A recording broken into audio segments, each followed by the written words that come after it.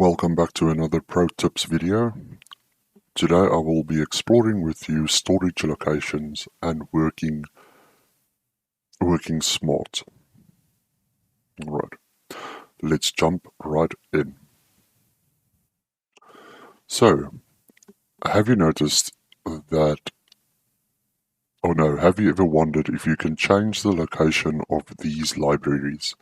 And I'm now referring to documents, downloads, music, pictures, videos. You can change that location of all of them.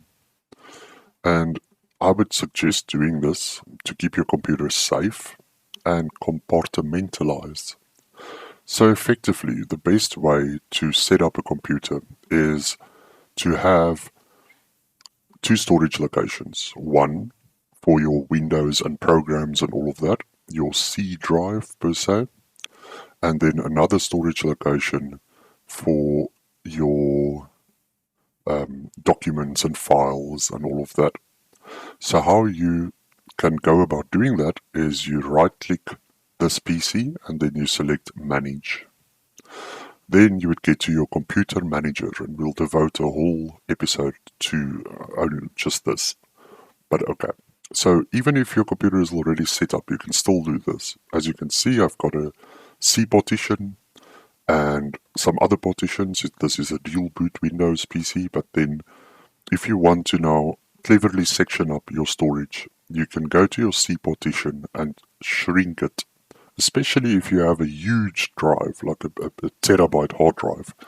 Rather do this, and it's going to keep you safe from ransomware, and it's going to just make your life easier.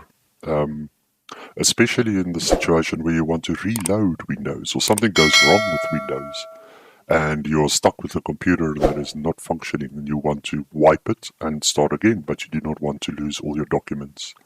If you have the setup like this from the start, that is entirely possible with minimal effort. So I want to shrink my C partition. As you can see now, it's almost 700 gigs at the moment. It's advising that I can shrink it with 455 gigabytes. I'm just going to shrink it with, let's say 250 gigabytes, right? Then I'm going to say, okay, shrink. It might want to take the computer offline while doing this. Perhaps, perhaps not. Let's see how it goes. It's probably not just quickly shifting around some files. Let's see. This is a solid state hard drive, so not much shifting to be done. If you're using a spinning disk, this process would take a lot longer. Right, so there we go. Now we've got unallocated space on this drive, and now we can create a new volume in that space. We're going to create it. We're going to assign it the drive letter A. The reason why we're making it drive letter A is ransomware inherently goes through drives by partition number C, D, E, F, blah, blah, blah, blah, blah. It does not check A. Now, I personally experienced a ransomware attack where my A partition, which contains all my private documents and settings and all in all, my profile per se, was skipped. So let's call it drive A. And we're going to format it using NTFS. With the solid state, it does not really matter how big you make the allocation units, but you can make it the largest value if you use a spinning disk. It comes at the cost of some storage, but it makes your storage a little bit quicker. Next and finish. And now, of course, because I already have so many partitions, I cannot do this. I do not want to convert to a dynamic disk. So let's quickly remove the other partition because I'm not interested in having it anymore. Delete volume, yes. This was for a side project and I don't really care to have it. Okay, so unfortunately due to the way the disk is now partitioned, we've got two gaps. I will amend them later into one partition and move the C partition physically to the start of the disk.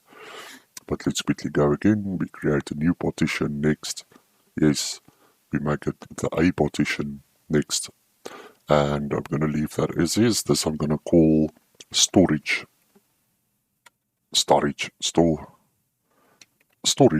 right? Perform a quick format, yes, finish. Rightio. You need to format disk E. I don't have an E partition. Okay, so there we go. Not now. There's our storage A partition. As you can see, it's here. It is 250 gigs in size. Lovely. That is what we wanted. So now you can change your documents, downloads, all of that to point to the new location. And you do that by right-clicking them in your, you can go to your quick access, or you can go to, I just usually do it here from this PC, documents, right-click it and select properties. Then you go and you say location, and you change the location to the new location. So you can say move, and we're moving it to storage A. And here I'm going to create, I don't even think you have to create a subfolder, to be honest. Select folder, there it's pointing to A, and okay. And now it's saying it's going to move it from there to there. I'm using OneDrive, so it's going to impact that. You need to be wary of that and just update OneDrive with the new location. But yes, it's OneDrive preventing me.